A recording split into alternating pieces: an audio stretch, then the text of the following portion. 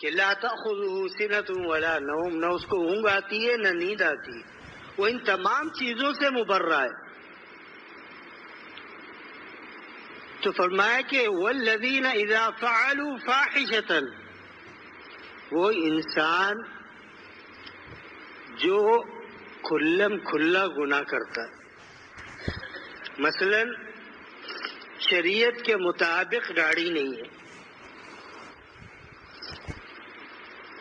حالانکہ داڑھی تمام انبیاء کی سنت ہے۔ آج لوگ کہتے ہیں داڑھی کی دلیل کیا ہے؟ داڑھی کے لیے اتنی دلیل کافی ہے کہ اللہ نے اپنے پیارے محبوب صلی اللہ علیہ وسلم کو داڑھی عطا فرمائی تھی۔ آج کل تو ہمارا عشق خالی ڈھول کی طرح ہے کہ 12 ربیع الاول کو ہمیں یہ بتانا پڑتا ہے کہ ہم عاشق رسول ہیں، لیکن ہمارے کردار سے کیوں نہیں پتہ چلتا کہ ہم عاشق رسول ہیں؟ وہ ایک انسان ہے، اس کو ایک دنیاوی محبت ہو جاتی ہے، تو دنیاوی محبت میں اس کو لوگ دیکھ کر سمجھ جاتے ہیں یعنی یہ کسی ایسی غلط چیز کے اندر ملوث ہے یہ۔ تو 12 ربیع الاول کو رسول اللہ صلی اللہ علیہ وسلم کا کی ولادت کا دن جو منایا جاتا ہے، تو اس میں ہمیں بتانے کی کیا ضرورت ہے؟ انسان کا کردار ایسا ہو کہ دیکھنے والا دیکھ کر کے سمجھ جائے کہ رسول اللہ صلی اللہ علیہ وسلم کا امتی ہے۔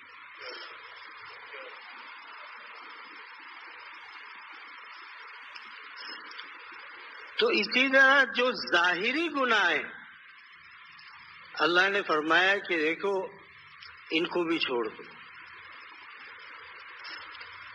او ظلموا انفسہم، یا کوئی تم چھپ کر اپنی جان پر ظلم کرتے ہو، چھپ کر کیا کرتا ہے؟ یہ علی الاعلان کرتا ہے۔ جو بھی گناہ کے اندر ملوث ہے، جیسے داڑھی نہیں رکھتا، گھر میں شرعی پردہ نہیں ہے، سود کے بارے میں انسان اتنا مطمئن ہوتا ہے کہ کیا ہوا، سود کو فلاں عالم نے تو حلال قرار دے دی، اب وہ عالم کیسا بھی ہو۔ ایک عالم کے بارے میں میں نے سنا کہ اس کو کسی نے کہا کہ شہرت بعض لوگوں کے اندر حب جاہ کا مرض ہوتا ہے، یعنی لوگ مجھے پہچانے، تو اس کے اندر بھی تھا یہ واقعہ ہے یہ۔ تو اس سے کسی نے کہا کہ دیکھ شہرت چاہتا ہے تو، اور حضرت علی کی طرف جو خاص طور پر اقوال منسوب کیے جاتے ہیں، آپ دیکھیں کہ جو قول آ رہا ہے وہ اس قول کے نیچے کیا لکھا ہوا ہے؟ حضرت علی کا قول، حضرت علی کا قول۔ اگر انسان اس کی تحقیق کرے، وہ قول کہیں بھی حضرت علی کا نہیں۔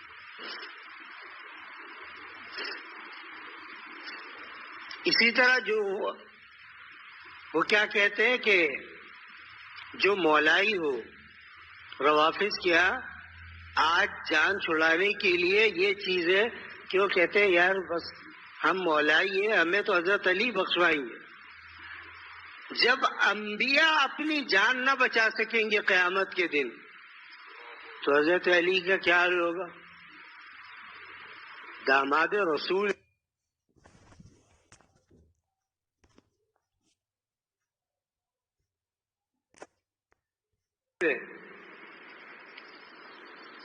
حضرت عمر کا درجہ ان سے اوپر ہے۔ حضرت عمر کے بارے میں آتا ہے کہ ایک روایت کے اندر کہ خواب میں دیکھا گیا، صحیح روایت میں کہ 8 سال کے بعد کسی نے خواب میں دیکھا حضرت عمر آ رہے ہیں پسینے میں ڈوبے ہوئے۔ پوچھا کیا ہوا؟ کہا 8 سال لگ گئے اللہ کو حساب دیتے دیتے۔ جن کے گھروں میں کچھ نہیں تھا جن کے گھر مٹی کے تھے، جن کے لیے کھانے کے لیے کچھ نہیں تھا، فاقے کرتے تھے، روزے رکھتے تھے، تو جب ان کو 8 سال لگے تو ہمارے پاس تو پتہ نہیں کتنی نعمت ہے، اور پھر اللہ تعالیٰ سوال کریں گے تمہیں اتنی نعمتیں دی تم نے اس کا کیا کیا تمہیں؟ تو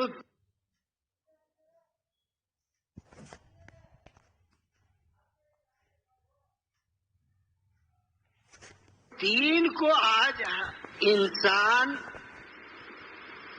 اپنی ذات کے ساتھ ہر چیز میں ایک چیز ہے تو کہتے جی بس اس کی دلیل بتائیں، داڑھی کا رکھنا کہاں ہے، قرآن میں کہاں ہے، حدیث میں کہاں ہے؟ ایک اللہ کے نبی سے عشق کرنے والا وہ کبھی یہ نہیں پوچھے گا کہ داڑھی کی دلیل کیا ہے، بھائی یہی اتنی بڑی دلیل کافی ہے کہ خود اللہ کے محبوب نے داڑھی رکھی اور رکھنے کا حکم دیا، فرمایا اوفر اللحى واحف الشوارب، میں داڑھیوں کو بڑھاؤ، مونچھوں کو کٹاؤ۔ اس سے کیا ہے، انسان کا اگر یہ چہرہ خوبصورت نہ ہوتا اللہ اپنے محبوب کو داڑھی عطا کرتے؟ لوگ کہتے صاحب وہ چہرہ عجیب ہو جاتا ہے، لوگ جو ہے نا ڈرنے لگ جاتے ہیں، لوگ عجیب عجیب باتیں کرتے ہیں، مذاق اڑاتے ہیں۔ تو رسول اللہ صلی اللہ علیہ وسلم نے داڑھی رکھی، آپ صلی اللہ علیہ وسلم کا مذاق نہیں اڑایا گیا، صحابہ اکرام کا مذاق نہیں اڑایا گیا۔ ہم تو وہ مسلمان ہیں جو مسلمانوں کے گھر میں پیدا ہو گئے، نام اسلامی ہو گیا، ہم سمجھتے ہیں ہم مسلمان ہیں۔ اسلام کے بارے میں پوچھنا ہے تو حضرت بلال حبشی سے پوچھے کہ آگ کے انگارے پر لٹایا جاتا تھا، کوڑے مارے جاتے تھے، لیکن اس کے باوجود کیا کہتے تھے؟ اللہ ایک ہے، اللہ ایک ہے، اللہ ایک ہے۔ آج ہمیں کیا ہے، 2 آدمی کہتے ہیں انسان کیا کرتا ہے، وہ بہت سے لوگ کہتے ہیں کہ خارش ہونے لگتی ہے، جب ہم داڑھی رکھتے ہیں رمضان کے اندر تو خارش ہونے لگتی ہے۔ تو زیادہ جان رحمۃ اللہ علیہ نے فرمایا شروع میں ہوگا، تھوڑا سا تیل لگا لیا کرو، خارش ختم ہو جائے گی۔ نہ گھر کے اندر شرعی پردہ ہے، نہ بھابھیوں سے پردہ ہے، نہ خالہ زاد، ماموں زاد، تایا زاد، چچا زاد، جتنی زادیاں ہیں ان سے پردہ ہے۔ پھر آج کیا ہے کہ اس کے وہ نتائج مرتب ہو رہے ہیں جو اس معاشرے کو تباہ و برباد کر رہے ہیں۔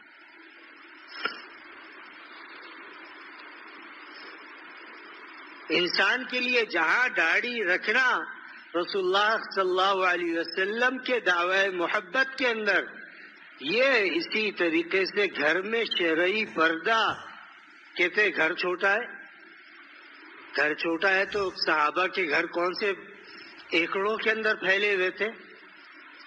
حضرت عائشہ رضی اللہ تعالی عنہ سے مروی ہے کہ رسول اللہ صلی اللہ علیہ وسلم جب تہجد پڑھتے تھے تو ہمارا کمرہ اتنا تھا کہ جب آپ سجدے میں جاتے تو میری ٹانگ پر مارتے، میں ٹانگ جب سکیڑ لیتی تو آپ صلی اللہ علیہ وسلم سجدہ کرتے تھے۔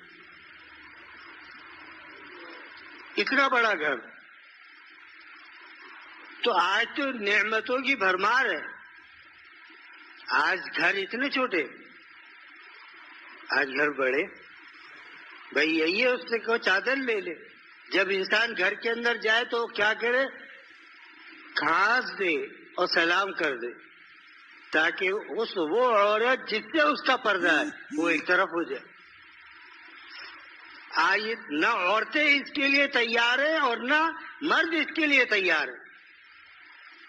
جو کام ہونا چاہیے وہ عورتوں اور مردوں میں یہ کون سا دین ہے کہ جس نے عورتوں کو پیچھے چھوڑ دیا اس کے حقوق کے اندر؟ یاد رکھیے جتنے حقوق عورت کو دین اسلام نے دیے اتنے حقوق دنیا کی کسی مذہب کے اندر کسی عورت کو نہیں دیے۔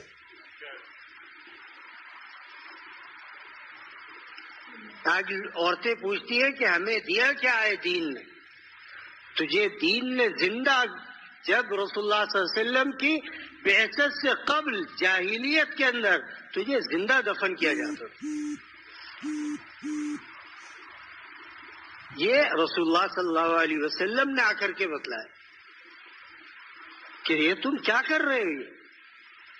اگر بیٹی ہے تو رحمت ہے تیرے لیے، اگر تیری بیوی ہے تو تیری زندگی کا ساتھی ہے، اگر ماں ہے تو اس کے قدموں تلے جنت ہے۔ قاضی حسان صاحب شجاع آبادی رحمت اللہ علیہ یہاں ایک بڑے عالم گزرے، فرماتے ہیں کہ میں اپنی والدہ کو لے کر کے عمرے پر گیا، والدہ ضعیف تھی، جب طواف کے 7 چکر لگائے تو والدہ نے کہا کہ بیٹا اب میرے اندر ہمت نہیں ہے کہ میں سعی کر سکوں۔ وہ بیٹھ گئی، وہ تو قاضی صاحب کہتے ہیں کہ میں بھی بیٹھا ہوا تھا، تو میں نے اپنی ماں کے دونوں پیر پکڑے اور دعا کی کہ اللہ اس کے نیچے تو نے میری جنت رکھی ہے اور آج میں تیرے گھر کے اندر موجود ہوں اور میری ماں کے پاؤں تیرے سامنے میں نے ہاتھ میں لیے ہوئے، آج میں جنت دیکھنا چاہتا ہوں۔ تو والدہ نے کہا کہ بیٹا تم یہ کیا کر رہے؟ کہا کہ اماں جو ماں کے پاؤں کے نیچے جنت ہے آج میں اللہ سے وہ دیکھنا چاہتا ہوں۔ تو وہ کہتے ہیں کہ میری والدہ اٹھ کر بیٹھ گئے، انہوں نے کہا، بوڑھی تھی ضعیف تھی، کہا اللہ میرا بیٹا عالم ہے، اگر تو دکھا دے تو تیرے پاس کس چیز کی کمی ہے؟ تو قادر مطلق ہے جس کے لیے کھول دے۔ تو دعا والدہ کرتی ہی رہی، تھوڑی دیر کے بعد قاضی صاحب کہتے ہیں کہ پورا حرم روشن ہو،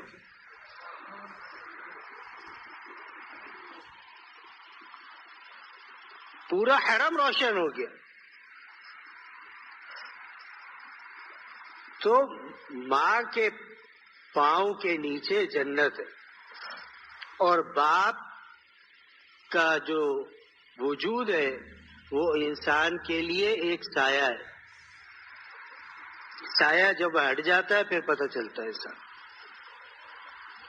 تو آج عورتیں قبول نہیں کرتی کہ ہم پردہ کس طرح کریں، عورتیں کہتی ہیں دونوں میں مساوات ہونی چاہیے، عورتوں کے حقوق بھی برابر۔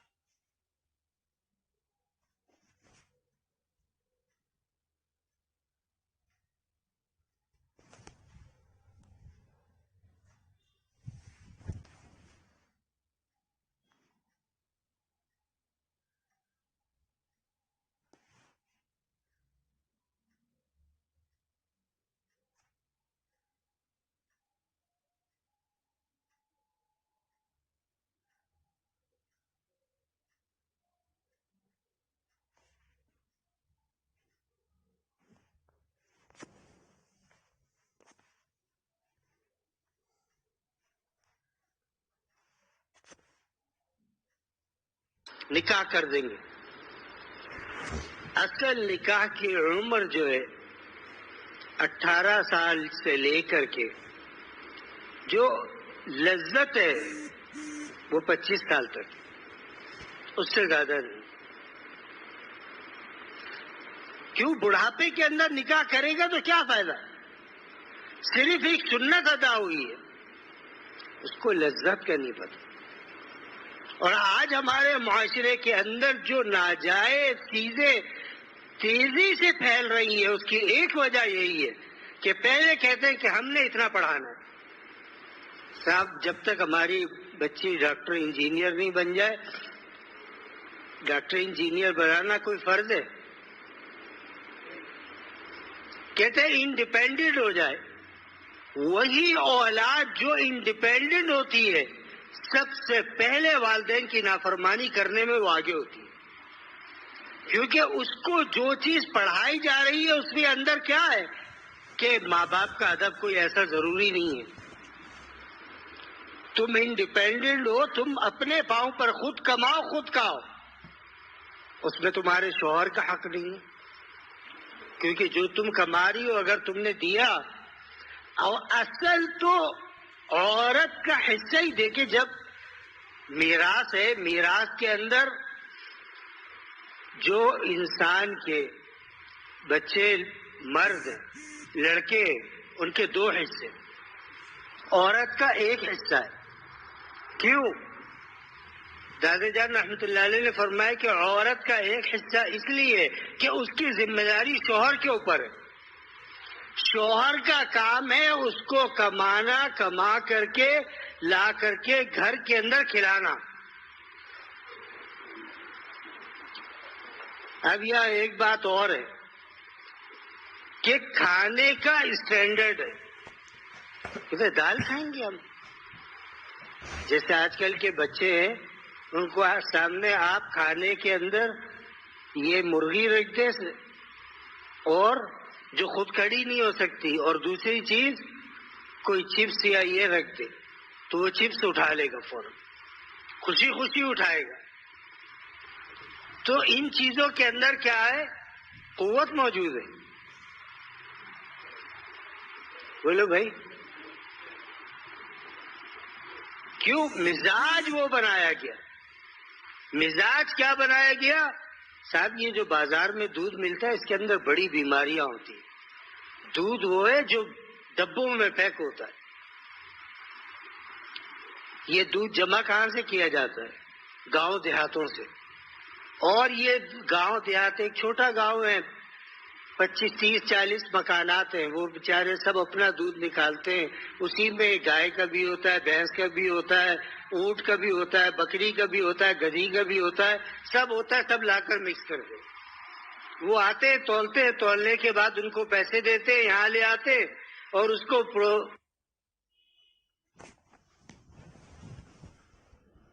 پروسیجر سے گزارتے ہیں، ڈبے میں پیک کرتے ہیں، ایکسپائری کی تاریخ لکھتے ہیں، اس کے بعد لکھتے ہیں یہ دودھ اگر صحت مند رہنا ہے تو آپ یہ دودھ پیجیے.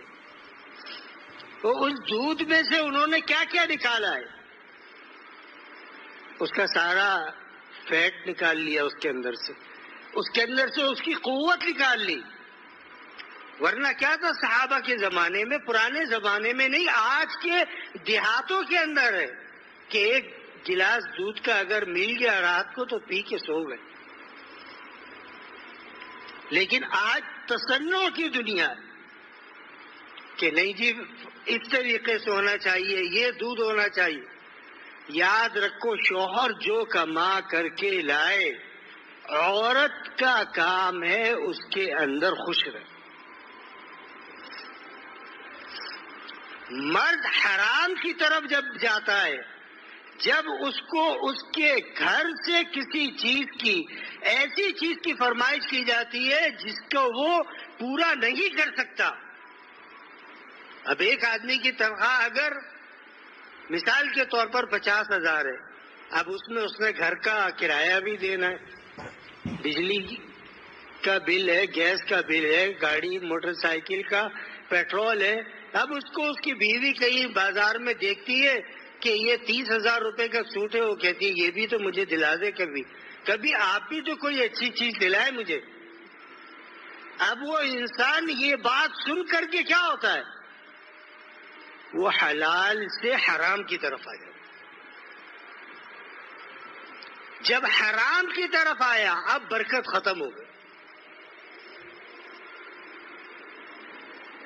یاد رکھے اگر ایک انسان کے پاس، حدیث میں آتا ہے سونے کا پہاڑ بھی ہو نا، اس کی طبیعت نہیں بڑھے گی، اس کا پیٹ نہیں بھرے گا، وہ دوسرے کی طلب کرے گا، یا اللہ دوسرا ہوتا. ایک پہاڑ اور سونے کا مل جائے تو میرے کام آسان ہو جائے. اور یاد رکھو دنیا کے اندر جن لوگوں کے پاس جتنی دولت ہے سب سے زیادہ وہی پریشان. اس کا ٹیکس کیسے بچانا ہے, اس کو بچا کر کس طرح رکھنا ہے. اللہ نے جو دیا ہے اللہ کی دی ہوئی چیز پر راضی رہے. یا اللہ تو نے یہ عطا فرمایا, میں اس چیز سے راضی ہوں. صحابہ کی زندگی کے اندر یہی موجود تھا. رسول اللہ صلی اللہ علیہ وسلم کی زندگی اٹھا کر کے دیکھیں. آپ علیہ الصلوۃ والسلام, بھائی پیچھے نہ دیکھیں, بیان کے بعد بلا لیے جس کو بلانا. آپ علیہ الصلوۃ والسلام کی زندگی اٹھا کر کے دیکھیں, آپ کی زندگی کے اندر یہ چیزیں نہیں. ایک دفعہ ازواج مطہرات نے رسول اللہ صلی اللہ علیہ وسلم سے جمع ہو کر کے کہا کہ یا رسول اللہ صلی اللہ علیہ وسلم, ہمارا جو وظیفہ بندھا ہوا ہے اس وظیفے کے اندر اگر کچھ اضافہ ہو جائے تو بہتر ہوگا. اللہ تعالیٰ نے قرآن کریم کے اندر آیت اتاری, یا ایھا النبی قل لازواجک وبناتک, کہ اے نبی ان عورتوں سے کہہ دے کہ اگر تمہیں اضافہ چاہیے تو نبی کو حق حاصل ہے کہ طلاق دے کر ان کو باہر نکال.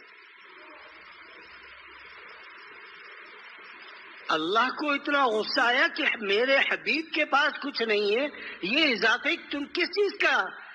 وَإِن كُنتُنَّ تُرِدْنَ الْحَيَاةَ الدُّنْيَا, تم دنیا کی اس کے لیے تم نبی کو پریشان کر رہی ہو. بھئی جو مل گیا, دیکھیں تقدیر میں جو ہے وہ ملتا ہے انسان کو یا نہیں ملتا. تو تقدیر پر انسان راضی کیوں نہیں ہوتا کہ یار جو مل گیا وہ میرے لیے کیا ہے, کافی ہے. انسان سوچتا نہیں اور بڑھتے بڑھتے پھر کیا ہوتا ہے, حلال حرام کی تمیز ختم ہو جائے. یہ سب باتیں وہ ہیں جو ہمارے معاشرے کے اندر موجود ہیں یا نہیں ہیں. ان سے مسلمانوں کا سامنا ہے یا نہیں ہے. پھر جب میاں بیوی بچے جب سب ایک پلیٹ کے اندر کھاتے تھے تو برکت بھی تھی. ایک برتن کے اندر جتنے ہاتھ بڑھتے اتنی برکت زیادہ ہوتی. آج برتن الگ ہو گئے, گھر الگ ہو گئے, رشتے الگ ہو گئے, سب نے چھوڑ دیے. تو میں بات کر رہا تھا کہ عورت کو جتنے حقوق اللہ نے دلوائے, پہلے میراث نہیں تھی عورت کی, اللہ نے فرمایا اپنی بہنوں کو میراث سے محروم نہ کرو ورنہ تم قیامت کے دن پکڑے جاؤ گے. والد کی میراث میں جتنا حصہ تمہارا ہے اتنا حصہ تمہاری بہنوں کا بھی ہے. آج کہتے ہیں تم نے تو بس جتنا شادی سے پہلے والد سے لے لیا وہ تمہاری میراث کا حصہ تھا, اب تمہارا کوئی حصہ نہیں ہے, یہ جو کچھ ہے یہ ہم بھائیوں کا حصہ ہے. بہنیں محروم ہو گئی اس سے. تو یہ حق کس نے یاد دلایا؟ دین نے یاد دلایا. کسی کالج اور یونیورسٹی کے اندر یہ یاد نہیں دلایا جاتا, کوئی پروفیسر آپ کو یہ یاد نہیں دلائے گا. یہ دینداروں کے درمیان جو شخص بیٹھا ہے جس کا اٹھنا بیٹھنا آنا جانا کسی درجے کا بھی کچھ تعلق ہو, اللہ تعالیٰ اس کے دل کے اندر یہ چیز پیدا فرما دے کہ یار حقوق اللہ کے اندر مجھ سے کوئی کمی نہ.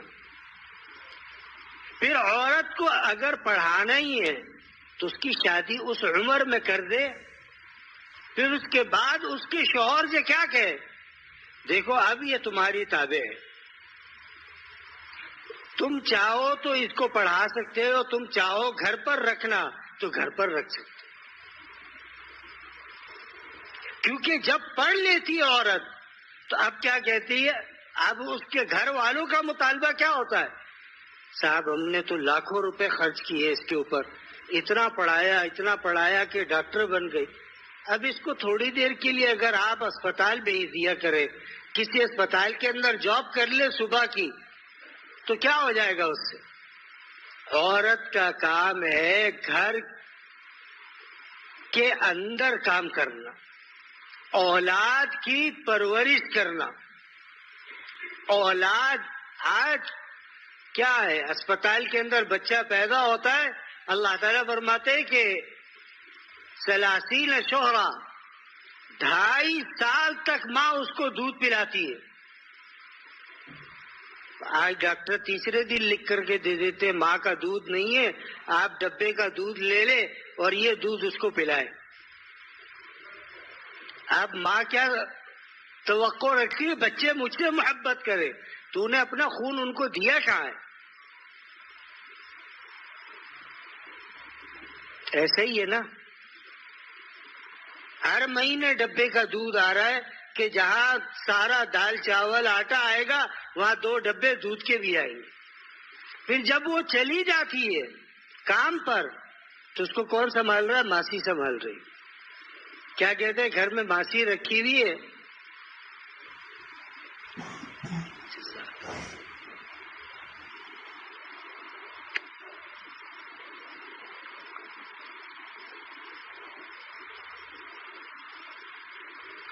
ماسی رکھی ہوئی ہے، وہ ماسی سنبھال رہی ہے بچے کو. اب بچہ جو ہے نا طبعاً بچپن سے جس کو دیکھتا ہے وہ اس کی طرف مائل ہوتا ہے. یہ بچے کی فطرت ہے کہ طبعاً وہ جب آنکھ کھولتا ہے جس کے اوپر نظر پڑے گی، جو اس کو کھانا کھلائے گا. آپ اپنے گھر کے اندر دیکھیں کہ ایک بچہ، اگر 4 بچے، ایک بچے سے آپ کو زیادہ محبت ہے، آپ اس کو کبھی لے جاتے، چپکے سے اس کو چاکلیٹ دلا دیتے یا اس کو کوئی چیز دلا کر کے لے آتے، اس کو گھمانے کے لیے لے جاتے، تو وہ بچہ طبعی طور پر وہ آپ سے قریب ہوگا. ایسا ہی ہے نا، وہ قریب ہوگا. جب ماں دیکھ ہی نہیں رہی، ماسی تم اس کا جو ہے پیمپر تبدیل کر دینا، اس وقت میں کھانا دے دینا، تو پھر بچے کے دل سے اللہ تعالیٰ ماں کی محبت نکال لے. وہ کہتا ہے بڑے ہو کر کے کہ ماں کی خدمت کرنے کے لیے تو گھروں کی ماسیاں، پھر وہی اولادیں گھروں سے نکالتی ہیں ماں باپ کو. پھر آ کر کے تعویذ مانگتے، مسئلہ پوچھتے کہ ہماری بچی ہے، بیٹا ہے، ہم نے اس کو پڑھایا، لیکن مولانا بیٹے ایسے ہو گئے کہ انہوں نے ہمیں گھر سے نکال دی.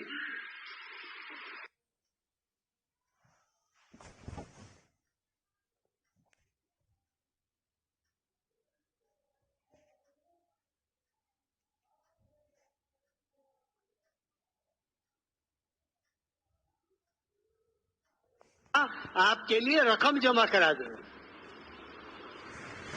اب پھر لوگ کہتے ہیں کہ مولانا دیکھیں آج تو بچوں کو قدر ہی نہیں. آپ نے بچپن میں اس کے ساتھ اگر اس کی قدر کی ہوتی تو وہ اس زمانے میں جب بڑا ہو گیا، بالغ ہو گیا، پڑھ لیا، تو اس کے دل کے اندر ماں باپ کی محبت موجود ہوتی. جب آپ نے ہی اس کو دین نہیں سکھایا تو تعویذوں سے تھوڑی سارے کام ہوتے.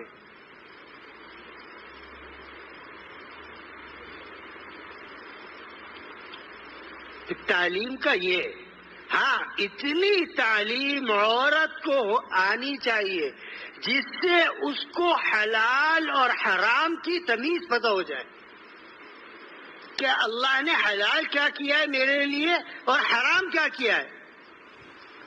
اتنا آ گیا بس کافی ہے. کیا جو آج یونیورسٹیوں کے اندر ہو رہا ہے اس سے کوئی انسان ایسا ہے جو ناواقف ہو؟ پڑھائی کے نام پر جو کچھ وہاں ہو رہا ہے اس سے کون شخص واقف نہیں ہے؟ بولو بھائی، واقف ہے ہر شخص. وہاں پڑھائی ہوتی ہے نہیں. جا رہے ہیں بس لڑکیوں کے ساتھ بیٹھے ہوئے ہیں، تو ہوٹل میں بیٹھے ہوئے ہیں، تو گھوم پھر کے کھا پی کے گھر واپس آ گئے، پڑھائی ہو گئی۔ تو آج کل ہماری ماشاءاللہ حکومت ایسی ہے، بولے پڑھا نہیں پڑھا پاس ہو سب۔ تو کیا ہوگا؟ وہاں سے اس کو علم نہیں مل رہا، اس کو آزادی کے وہ راستے دکھائے جا رہے ہیں جس پر وہ چلنا چاہتی ہے۔ اب جب ماں باپ روکتے ہیں تو پھر وہ کیا کہتی ہے؟ یہ ہمارے حقوق کے اندر آپ کون ہوتے ہیں بولنے والے؟ اگر اولاد ہے، بیٹا ہے، تو کم سے کم اتنا اس کے پاس علم ہونا چاہیے کہ اگر اس کے باپ کا انتقال ہو جائے تو غسل خود دے سکے، اگر باپ کا انتقال ہو جائے وہ جنازہ خود پڑھا سکے، اگر اس کا انتقال ہو جائے تو قبرستان کے اندر حدیث میں کیا آتا ہے، فرمایا کہ جب مردے کو دفنا دے تو اس کے قریب ترین جو رشتہ دار ہیں وہ اس کے پاس بیٹھ کر کے تلاوت کرے، درود شریف پڑھے، تاکہ جب تک عیسیٰ سوال جواب ہوتا ہے تو مردہ مشکل کے اندر ہوتا ہے۔ آج سب سے پہلے وہ نکلتے ہیں، صاحب رات کو باپ کا انتقال ہوا، دوپہر میں جنازہ ہوا، اب ہم تھک گئے، ہم گھر جا رہے۔ تیسرے دن کیا ہوگا؟ تیجا ہوگا، اب اس کے اندر سب مرغی کی ٹانگ کھینچ رہے ہیں، اس کے اندر قرآن دیا جائے، اگر سپارہ دیا جائے تو دیکھ کر نہیں پڑھ سکتے، اس لے کر رکھ لیتے ہیں، جب لینے آیا دے دیا، کیا ہوا؟ قرآن ختم ہو گیا، مولوی صاحب آپ دعا کرائے، مولوی کی دعا سے کیا ہوگا؟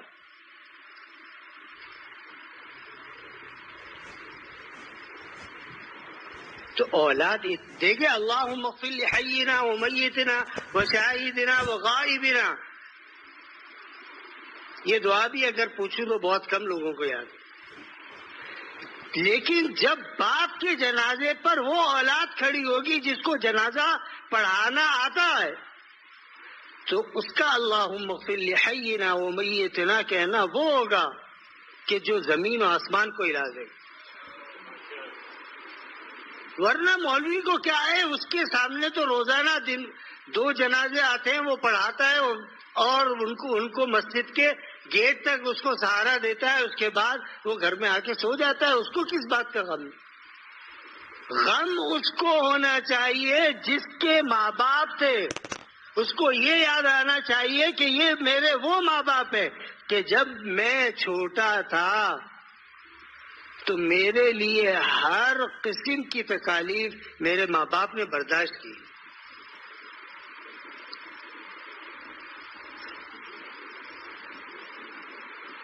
ماڈرن بننے سے کوئی انسان مطمئن نہیں ہوتا، یاد رکھو۔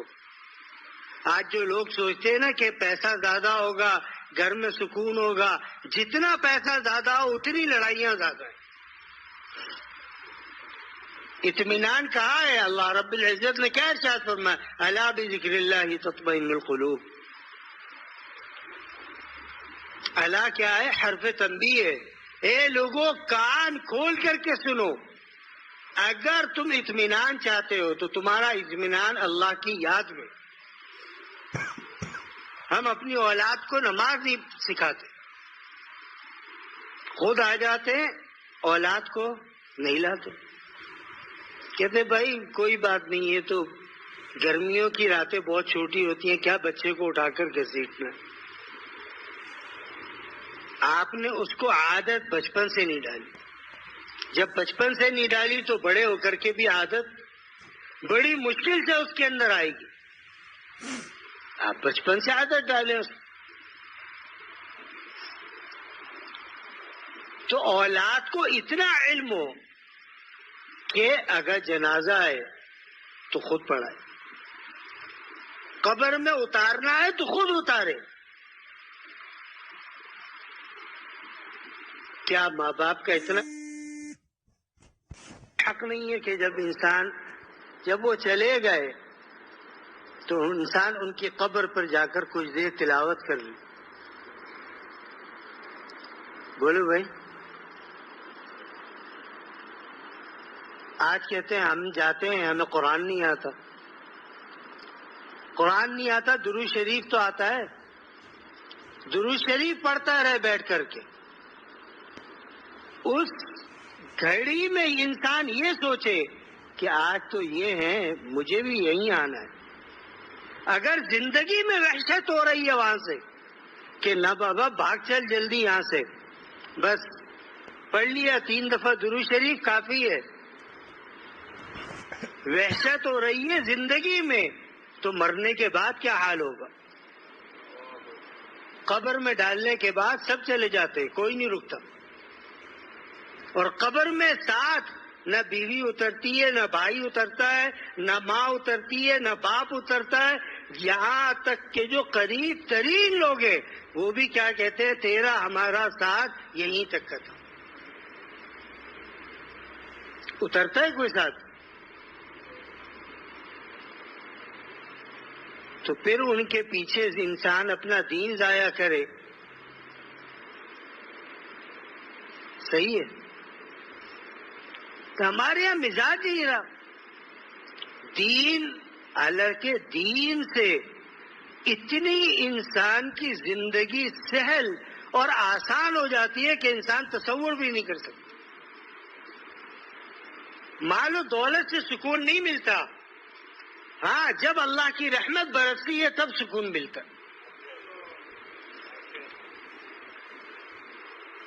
کوئی تکلیف آئی، 2 رکعت نماز پڑھی، نماز پڑھ کر کے اللہ کے سامنے سجدے میں سر رکھ کر رونے لگے. اسی لیے تمام سجدے جو 5 نمازوں کے اندر ہیں، اس کے اندر جو تہجد کا سجدہ ہے اس کی بات ہی کچھ اور. کیوں؟ یہاں تو عمومی بات ہو رہی ہے اللہ سے. میں بھی ہوں، آپ بھی ہیں، دوست بھی ہیں، سب اللہ کی تعریف کو بیان کر رہے ہیں.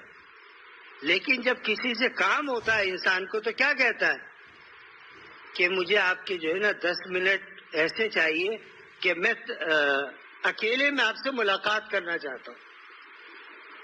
تو اللہ رب العزت تو یہ اعلان فرما رہے کہ میں ہر روز رات کے 1 پہر میں آسمان دنیا کے اوپر آ جاتا ہوں تاکہ جو مجھے یاد کرنے والے میں ان کا جواب دے سکوں. اللہ خلوت میں بلا رہے، انسان بڑا سو رہا ہے. اللہ کے سامنے ہم اپنی تکالیف، اپنی مشکلات اللہ کے سامنے کیوں نہیں رکھتے؟ ہم کہتے ہیں یار بہت عرصہ رکھی لیکن کچھ نہیں ہوا. غلط ہے. اللہ تعالیٰ ضرور بھی ضرور دعا قبول کرتے، بس ہمارے مانگنے کا طریقہ آنا چاہیے. اسی کو خواجہ صاحب نے کیا فرمایا، کھولے ہو یا نہ کھولے در، اس پہ ہو کیوں تیری نظر، تو بس اپنا کام کر، یعنی صدا لگائے جا. فرمایا فقیر جب گھر سے نکلتا ہے اس کا پیالہ کیا ہوتا ہے؟ خالی ہوتا ہے. وہ ایک ہی سگنل پر، جن لوگوں کا ایک ہی راستہ ہے انہوں نے دیکھا کہ ایک ہی سگنل پر ایک فقیر کھڑا ہوتا ہے اور وہ آپ اس کو برسوں سے دیکھ رہے ہیں، لیکن کبھی وہ یہ کہہ کر نہیں بیٹھتا یار لوگ تو پیسے تو دیتے نہیں ہیں، دن میں 200-300 روپے ملتے ہیں تو یہ کیا کرنا ہے، چھوڑو اس کام کو. وہ کہتے ہیں 10 بھی ملے تو بھی کام کرنا ہے. حالانکہ وہ انسان سے طلب کر رہا ہے. انسان کی جیب خالی ہو سکتی ہے، اللہ کی رحمت خالی نہیں ہو سکتی. اس فقیر کو مانگنا آیا. آج ہم بیماری آتی ہے، انسان ایسا نہیں ہے کہ ہر حالت کے اندر بالکل جنت کے اندر ہے. مصیبت ہے، پریشانیاں ہیں، بیماری ہے، تجارت ہے، زراعت ہے، معیشت ہے، کسی چیز میں کمی ہے، ہاتھ تنگ ہو گیا رزق کی وجہ سے، اللہ رب العزت سے دعا مانگ، اللہ میرے رزق کے اندر تنگی ہو گئی، اس میرے رزق کے اندر برکت عطا فرما. انسان رو کر کے تو دیکھے اللہ کے سامنے، پھر دیکھے اس کا اثر کیا ہوتا ہے. مانگے اللہ سے. اللہ سے مانگتے ہوئے ہمیں حیا آتی، ہم شرم کرتے، تو پھر اللہ سے نہیں مانگے گا تو کس سے مانگے گا؟ اور کون سی ذات ایسی ہے جو دے سکتی ہے؟ آپ دنیا کا امیر ترین آدمی، وہ اگر یہ اعلان کر دینا کہ روزانہ لوگ آئے اور میرے خزانے میں سے لے کر کے جائے، ایک دن کنگال ہو کر بیٹھ جائے گا. ایسا ہی ہے. اللہ رب العزت نے جب سے دنیا قائم کی ہے، آدم علیہ السلام سے لے کر رسول اللہ صلی اللہ علیہ وسلم اور رسول اللہ صلی اللہ علیہ وسلم سے لے کر آج تک اللہ سے لوگوں نے جتنا مانگا، اللہ نے کسی کو یہ نہیں کہا کہ میرے خزانے کے اندر کمی ہو رہی ہے تو بھاگ جائے یہاں سے واپس، اب میں تجھے نہیں دوں گا. اللہ فرماتے ہیں کہ من لم یسأل اللہ یغضب علیہ، فرمایا جو نہیں مانگتا مجھے اس پر غصہ آتا ہے کہ تجھے تیرا ہاتھ میں نے تنگ اس لیے کیا تھا کہ تو میری طرف رجوع کر. تو کیا دنیا کے سامنے رو رہا ہے کہ صاحب ملک کے حالات یہ ہو گئے، غربت اتنی بڑھ گئی.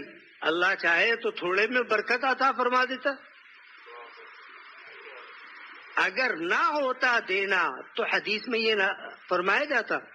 رسول اللہ صلی اللہ علیہ وسلم فرما رہے کہ من لم یسأل اللہ یغضب علیہ، جو اللہ سے نہیں مانگتا اللہ تعالیٰ کو اس پر غصہ آتا ہے.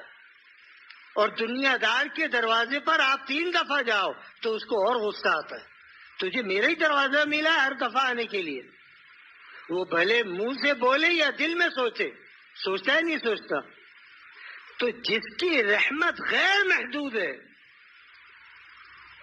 اس کی طرف انسان رجوع کیوں نہیں کرتا؟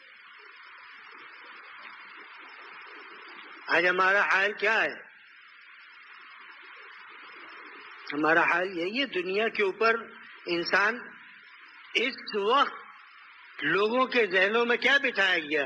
آپ کو کوئی مشکل ہے تو آپ بینک سے لون لیں. آپ جتنا وقت اس میں لگا رہے اتنا ہی وقت سجدے کے اندر رات کو اٹھ کر کے عہد کرے آج رات کو اٹھوں گا، یہ سوئے ہی نہیں. تہجد کے وقت میں اللہ کے سامنے سر رکھ کر کے روئے. آپ دیکھیں دل کے اندر کیسی ٹھنڈک پڑتی.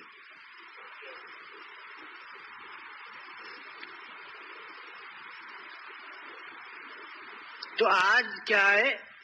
کہتے ہیں حقوق نہیں ہے. اب حقوق کیا ہے میں انشاءاللہ اگلے جمعے بیان کروں گا، کیونکہ اب وقت ہو گیا ہے کہ نکاح بھی ہے. نکاح والے حضرات آگے آ جائیں. ایک دولہا آگے آ جائے، بقیہ اپنی جگہ بیٹھے ہوئے. ویسے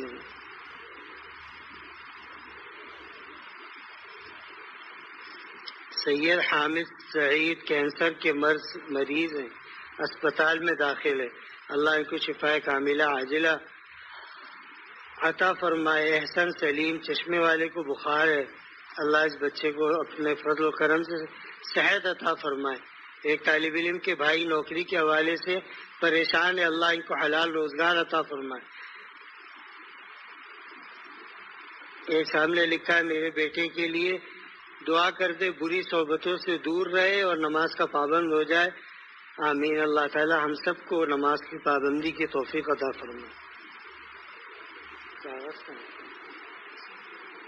کاغذ پہ لکھ کے لیا، انگریزی میں لکھا ہے، میں کہاں سے پڑھوں گا؟ اردو میں لکھا ہوا ہے.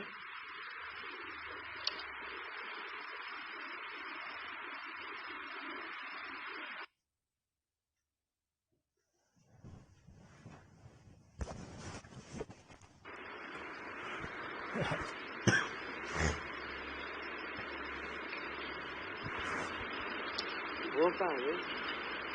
شکیل کہاں ہے؟ تو تمہیں لکھنا چاہیے، پرچہ الگ سے بنتا ہے اس کا. اس تم علم نہیں ہے آپ کو.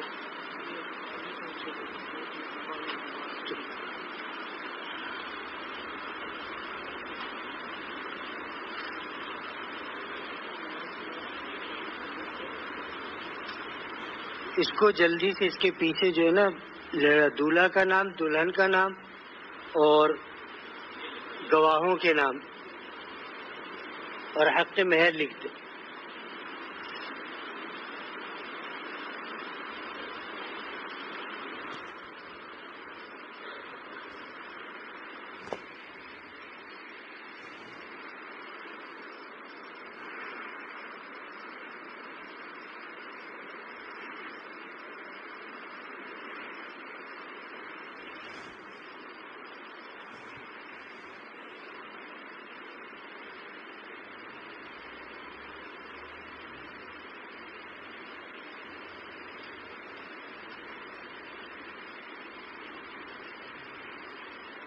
دولہا دلہن کا نام اور مہر، حق مہر کتنا ہے؟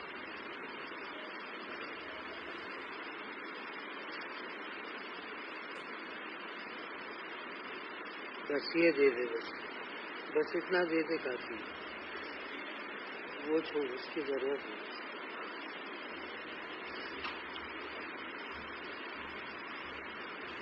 محمد معید نام ہے، سمعید،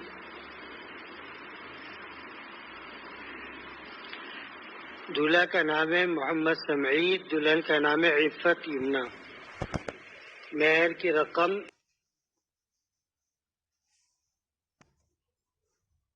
على آله وصحبه أجمعين برحمتك يا أرحم الراحمين۔